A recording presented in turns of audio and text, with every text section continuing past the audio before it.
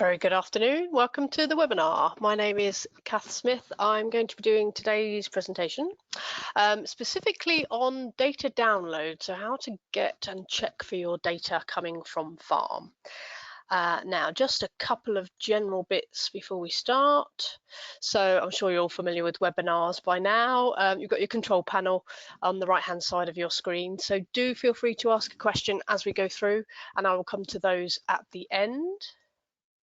Alternatively, you can just raise your hand and literally just press the hand button on the control panel. And again, I'll come to those afterwards.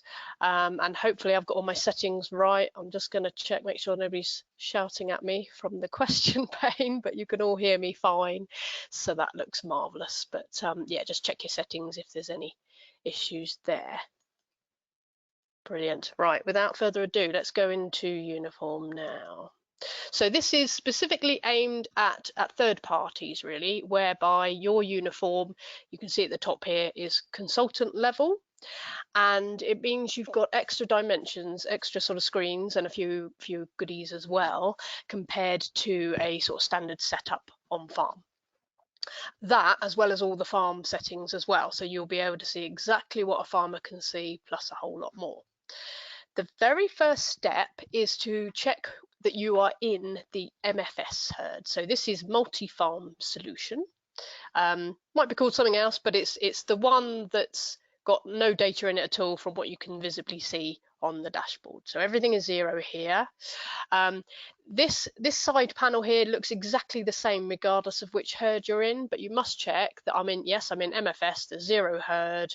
This is the barn button that I need to use. If you are in a herd, an actual herd, once you've got that far, you've got that same barn button, and to start with, it all looks well and good, but there'll be bits missing. So you do have to make sure, as I can't reiterate that enough, really. So we're in the MFS, and we want to go to the barn button.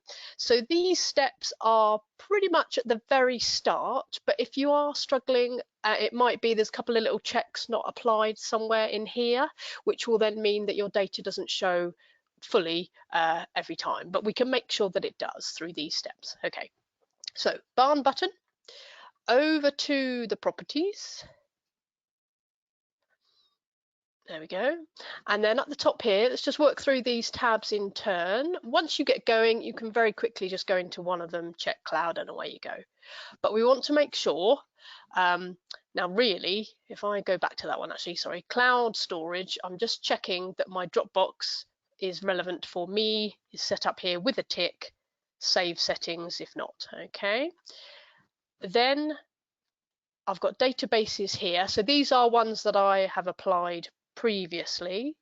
So if you don't see anything in there first, you will need to go in and actually import them. But we do need to tick these and save settings. So if I just come out of there a second, that will then populate. Oh, you always get this update. Sorry, that's my demo herd, just refreshing.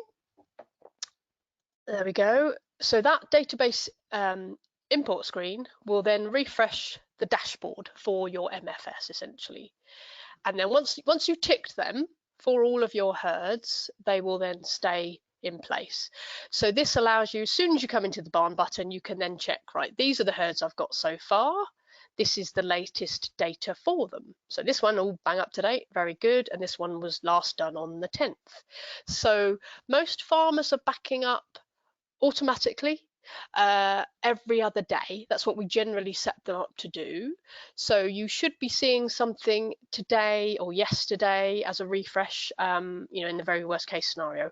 Of course, we do have issues whereby the computer isn't switched on at the crucial time of doing that automatic backup, or the internet went down for a couple of days. You know, there will be extenuating circumstances, but generally speaking, it should all come through fine into your Dropbox and then into here. So I've got 2 of my herds. It might be I'm expecting some others. So properties is where it's all at, as we just saw. So that's my databases there. As you accumulate more herds, you will need to, of course, tick them in here if you want these lists to appear, which I would suggest you do, really. Cloud storage, as we've just seen, I'm just making sure my Dropbox is ticked. That's usually a one-off step. As long as you save it, job done. This is the main bit then, really. This is where it all happens. So database import, this screen is always blank every time you go in. don't worry. Check cloud. Now, I'm not going to spend all the time doing this, so this is as far as I will go today. But having checked the cloud, I am then looking on the Dropbox to see where are my latest files. I've actually got an old one, but usually you will see a long list of herds, hopefully, with some more recent dates to know that these are fresh ones to bring in. It's best to tick one herd at a time and then import selected. And the next steps, as I say, I'm not going to do that now because it can take a little while depending on the herd size, but it will basically unzip that file, refresh your database, and bring it into the program. And you'll get a completion message when done. So just let it, let it do its thing. I say one at a time. Go make a cup of tea at that point, and then you can see your data as soon as you come back. Okay. So let me just cancel that one. So having imported the herd, of course, these columns will then refresh accordingly with new dates. And then you can start to have a look at how they compare to each other. So this is where the orange and the red banners come into play because we're looking at KPIs here. So if I go just back into the properties again, you'll see here is where we can set those parameters. We have a load of defaults to get you going, so you don't need to think about it too much to start with. But for example, fertility, if it all needs tweaking generally, we've got insemination rate, for example, conception rate, preg rate. If anything is wildly out for your set of herds, there's only one set per uniform, if you like, so the same settings apply to all of the herds on your system. Okay. So we've got our columns of data now. You can see from my screen, if it's not too squished for you, I've got about four possible on there. So there might well be some other ones further down underneath here. Depends on how many herds you have. That's your general process really. And then we can go to File, select Farm, close the screens that you're open now, and choose your herd. So then here we've got all of our herds listed, exactly the same ones as before. I'll go with Brackenhurst for now. That's our demo herd. There we go. We refresh. The side panels, as I say, don't change. But now we know we're in farmers data. We've got information on the dashboard. And then you're away.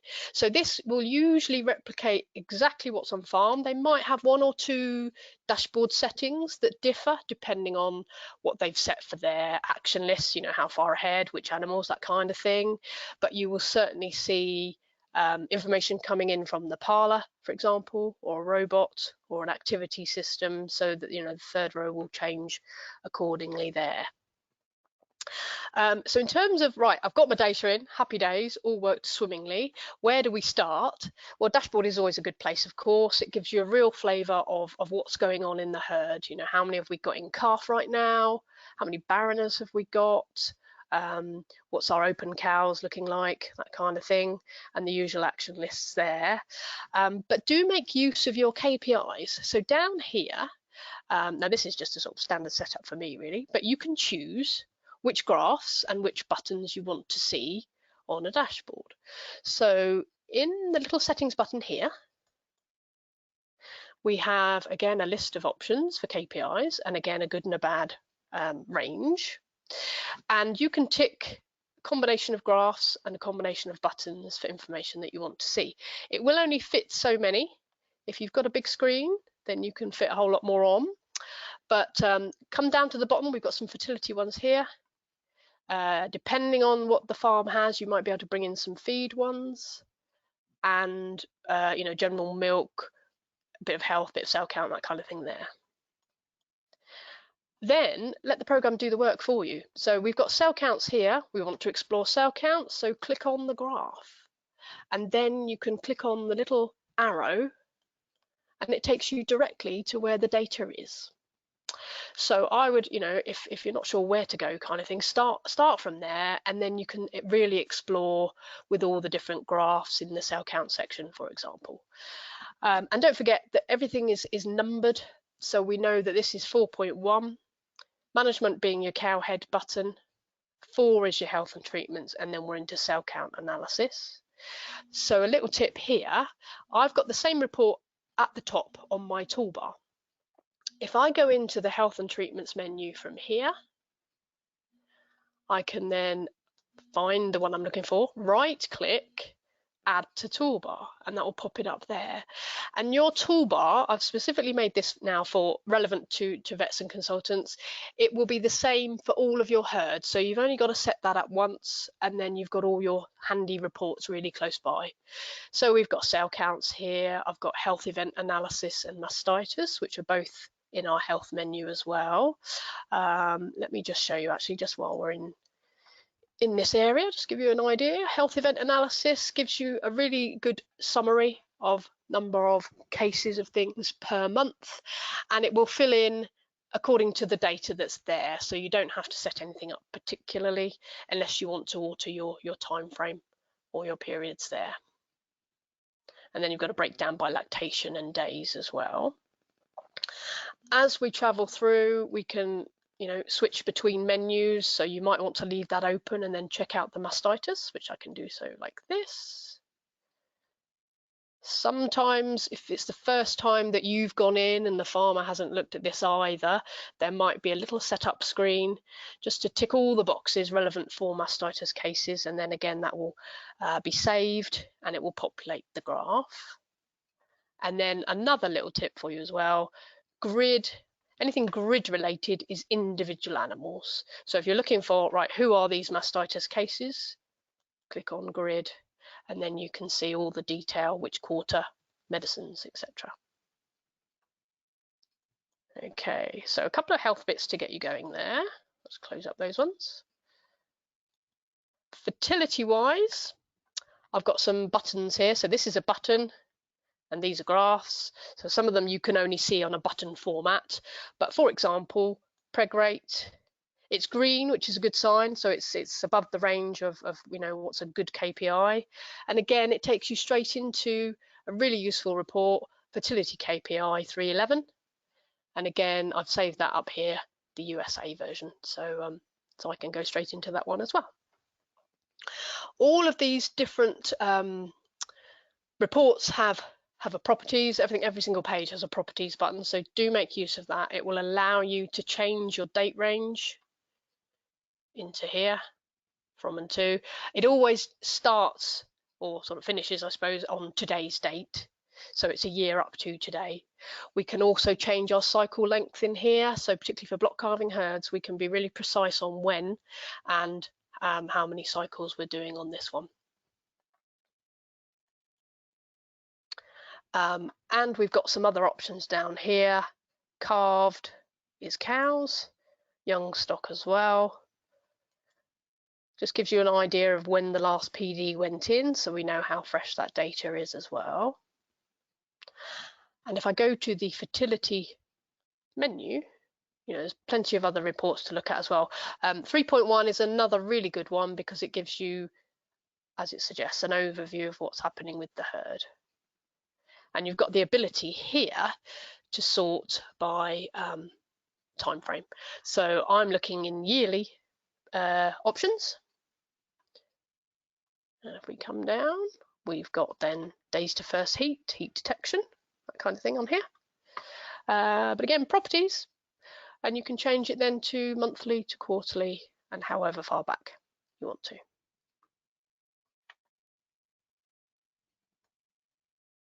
Okay, now with all of those different bits and pieces, it would be really nice to collate them together, and we can absolutely do that as well. Let's close these ones down. So we have this lovely tool called PowerPoint Export, which I can find in Cowhead, number 10, Special Reports, and number 9, PowerPoint Export. So that is exclusive for consultant use. If I go into there, this is where you can then build a report, and I'll perhaps cover it in a bit more detail in another webinar, but I'm just, it's just really an overview today, so don't feel this is a full training. If you need any more info, we can go through it in a lot more detail relevant to each person. Absolutely fine. But yeah, you create a report, and then essentially you choose from all of the different reporting types which ones you want to add to your PowerPoint presentation. And then you can just very quickly click a button and it will export into PowerPoint with all of that latest information for that herd. And then you can go into another herd and do exactly the same. So really, really handy tool there. And the other really good one on the 10 menu on special reports is the vet checklist. And again, I've got it up here. Now this one has a little arrow to the right, which means we can have more than one version of this list. So a lot of the other ones, like the fertility ones, you've got to change your settings each time if you want to alter it in any way. But with the vet checklist, it might be, there's always an app version as well, but we might have, you know, one list for cows and a separate one for heifers, that kind of thing. So you can go in and you know, create different versions on those. So that one, depending on who's been there before you, may only have cows to PD. Again, it's the properties button there. We can go into reasons, and then you can pick and choose which reasons you want and what your actual settings are here. So, you know, days for no heat, cows not served, heifers not served, that kind of thing, PD. So once you've made all your selections there, save it as a new preset. We've got save as well for different versions of the same report. Okay, and then again, that's done. So it will remember your settings each time and refresh accordingly. Okay, so the data flow is only one way, in that it's coming from farm to vet to consultant, your advisor copy. So data entry wouldn't normally apply here. That would be, I know there are some practices doing bureau, which is then it's a different setup altogether.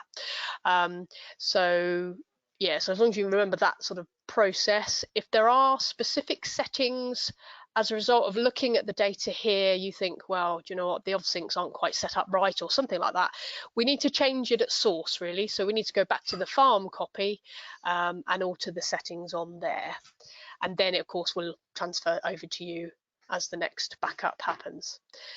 The other thing we can do, but in my experience, it hasn't worked too well because there's a lot going on in one hit, is to automate the process of refreshing your MFS dashboard. So if I go back into here, so coming out of one farm, back into the MFS, and it's usually always at the top here. There we go. We can, as I say, we can automatically get the checking of the cloud. So back in our barn button, if you recall, this is now set up to load. Back in the properties, I'm just doing a little refresh for you here. Yeah, that process there of checking the cloud, that's your main thing. If you do nothing else, get into there. We can set it up, as I say, but see how you go with that one. I have found that it will check, it's either does one herd, which might not be too useful for you, or it does all the herds and then takes far too long because it's working through, you know, every single herd in turn. Plus, it does require your computer to be on and online at a specific time of day, which I know, you know, you're busy people, you may not be regularly sat down in front of the PC at a given time. So see how you go with that one. It may suit some people and not others, but it is an option open to you. Yeah, I think those are the main things really, but as I say, I will do more webinars later. Let me just see what we have on the question pane. Oh, quite a few. Right. Okay, one from, there we go. We select all the databases we want, have a cup of tea and a 3-course meal while it imports. Yes, hopefully not that long. But yeah, that's why I say if we do one at a time, that's the best advice I can give you there. And then, you know, let that herd import in. Of course, they're all sat there on the Dropbox anyway, so you could pick and choose. Right, what have we got here? Okay, so a bit of issues with freezing upon checking the cloud. Oh no, ignore that, it's worked now. Okay. Put it to download.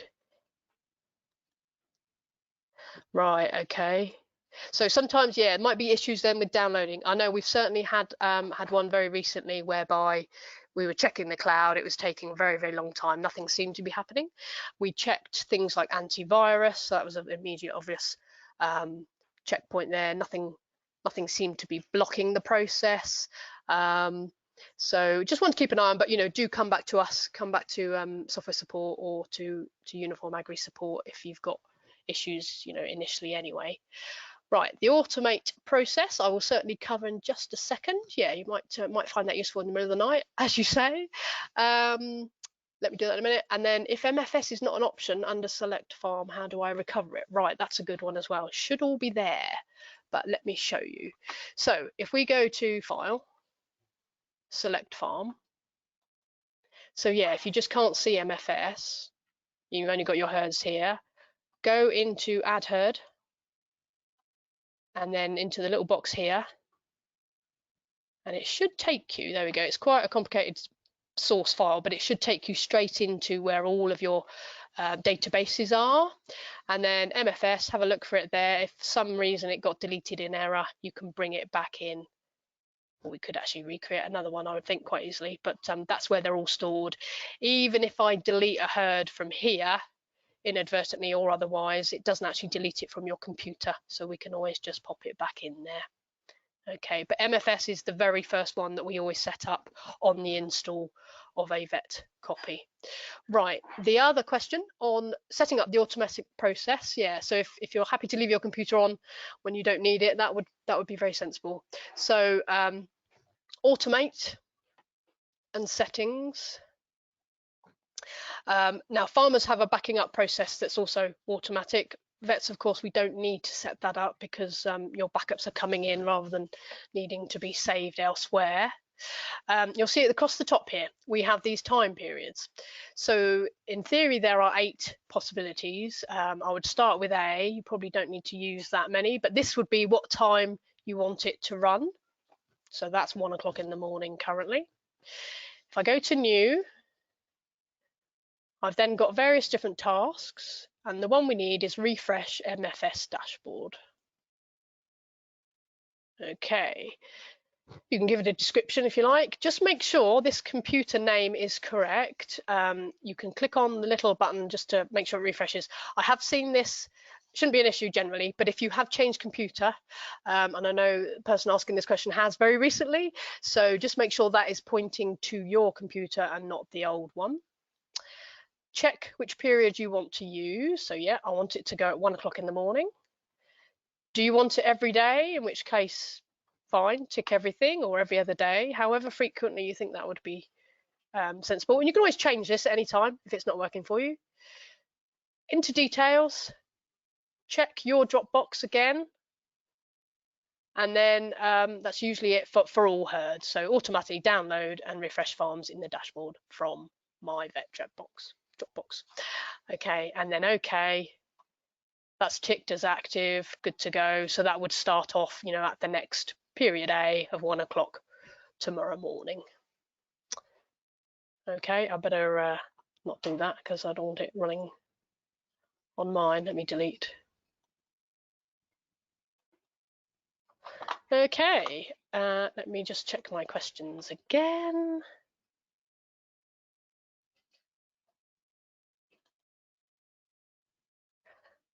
Okay. What if you have duplicated zip files or the zip file is attached to a different ID? Oh yes, now I have seen this. Do you mean in the check cloud bit? So I'm not sure why it happens, and perhaps Graham, who was listening in, might be able to advise us there. But sometimes I see, or I have seen, a particular herd appears twice, and one's got a 1 in the title, which is usually the more recent one, which is obviously the one to use. Shouldn't affect that at all. But I don't know why the old ones don't disappear and get overwritten. So whether there's some change in the on-farm copy for that, I'm not sure, but that shouldn't matter. Whichever is the latest one, it's all sorted in date order, so top of the list, import that, and then it will fall into place. So you might end up with 2 herds on your select farm list as well, but we can always delete the old ones.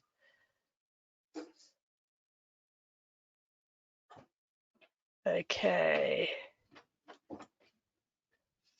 Any other questions then, really? No, all looking good at the moment. So yeah, just as a recap then, check your MFS. If it's not there, try adding a herd in the select farm. Into your barn button. I'll just show you actually if you do it wrong. So if we go to into a farm, and of course uniform always opens on the last herd that you were looking at. So we might have been looking at Brackenhurst, and then we come back in a bit later and we want to look at another herd. All looks the same apart from the fact that we have got data here. So if I go to my barn button on the farm, well, this is all fine. What's she talking about? Absolutely no problem at all. There's my herds, right? I'm going to go into properties. This also looks good, but look, there's no check cloud option. There's no database import. Slightly misleading, but you do have to make sure you're in the MFS. Okay. That one there. Okay. And then you're away. Database import, check cloud. Okay. Any problems at all, please give us a ring, of course. And I shall, definitely look to do some more webinars. There's quite a few of you on here now.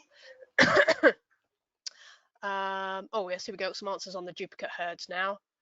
Right, so if we've got duplicate herds, do let us know. So give software support a ring or Uniform Agri.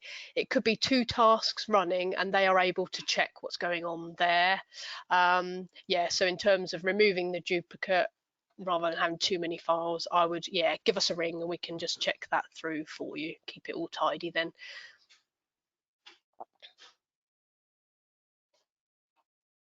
And on the select farm options, when you're choosing a farm, you've got automate ticked on some herds. Yes, now what that will mean, into this menu,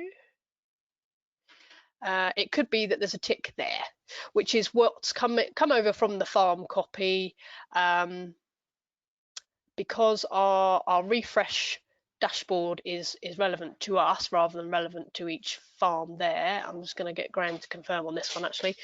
I'm assuming they don't need to be ticked on this one. That's a setting that's come in from the farm copy. Do we need to have that ticked? I don't think we, oh, just untick them. Hold on, that's what you're saying. I'm so glad you're here, Graham. Thank you. Just untick them. Right, that's fine. Yeah, so if you see them automated, just get rid, that's fine, and then you're sorted. Lovely. I think it is to do with the farm settings where they're sending, links to processor, which links to the parlor PC, that kind of thing. So that's where the automate is applied for that, and backing up, of course. Brilliant. Right, still can't find the MFS. That's a bit odd, but I'll I'll sort you out with that one, no problem. I'll give you a bell. Okay. Excellent. So there you go. We've got CDLs. That's a whole new ball game as well. So if anybody would like a webinar on that, we can certainly cover that through. And then next time I'll look to pick a topic and go through in a bit more detail. Okay. Oh, one more thing.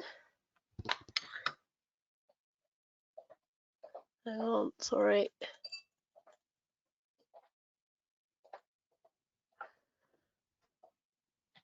We could do a which report and why. Absolutely, we could, Graham. Thank you. One more question. I can't set the times on the automate. Oh, okay. So you should be able. Oopsie, let's cancel that. On the settings, you should be able to go into here and alter these times on this one. Once you're in the, because I've got rid of mine now, if you're looking at the refresh option, you can't change it in that table. You can only tick the days. But once you're in here, you should be able to change these boxes here without too much difficulty. You got it. Marvelous.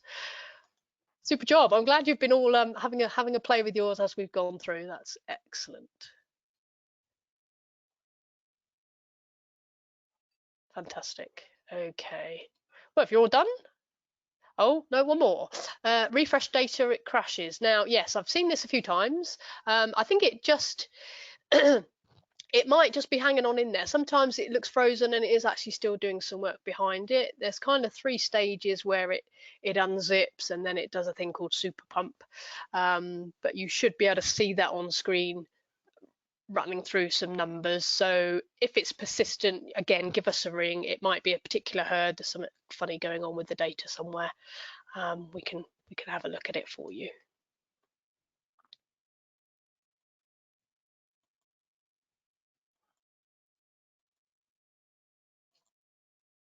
All right, are we all done?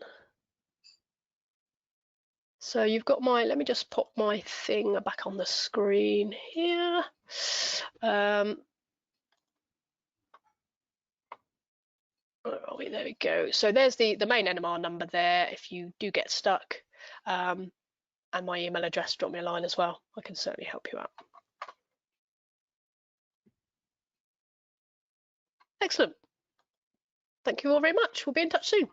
Bye bye for now.